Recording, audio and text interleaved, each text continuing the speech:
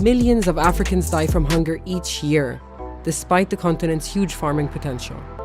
And this film would expose how neocolonialism is at the heart of Africa's food crisis.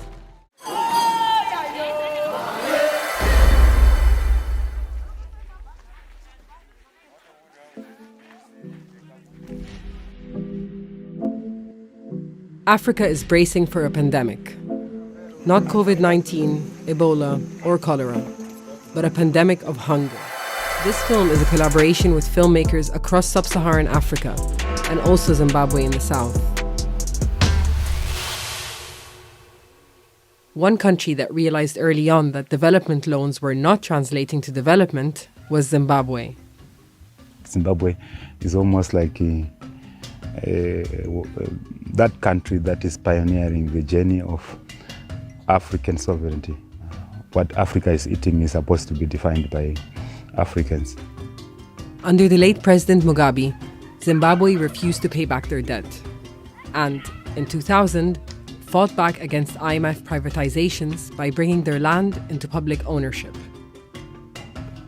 Farmers like Nelson were given land once occupied by white settlers under the Land Reform Program, which provoked economic sanctions from Europe and the US that continue to this day.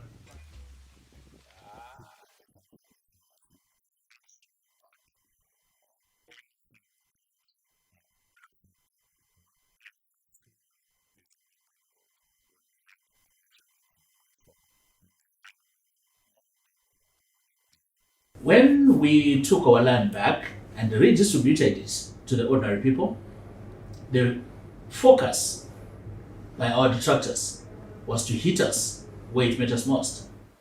Anything that was related to agriculture, that were put under sanctions.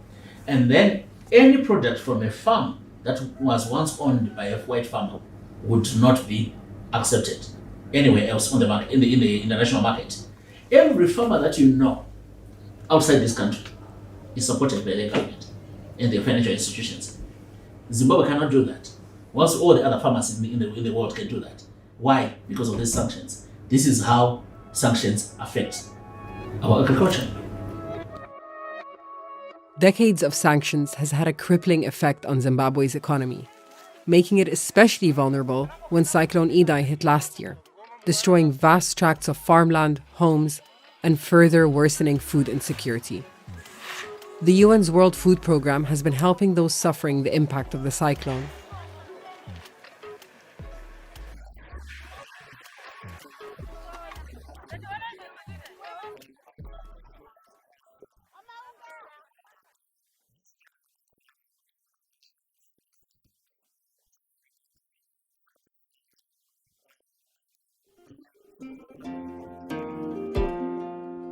Ndichipandakadzoka kuti ndakudzoka kurara ndakanga ndakutura machira pamubhedha saka ndakabvisa machira ndichimadzorera wardrobe ndiri kudzorera wardrobe bva ndaisoisa musoro side uku pamubhedha. Susan's farmhouse is still in ruins, more than a year after the cyclone. Evidence that the distribution of aid to this area hasn't been entirely unconditional.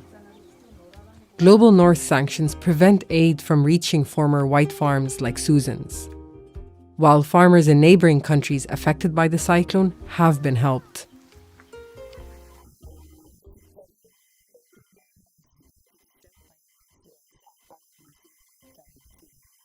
Irima sezvamaonawo kuti munda wedu wanga wakakura zvakanyanya.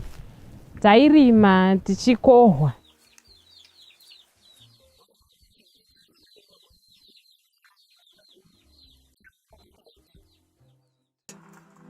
This dependence puts food security at risk as soon as a crisis like corona hits.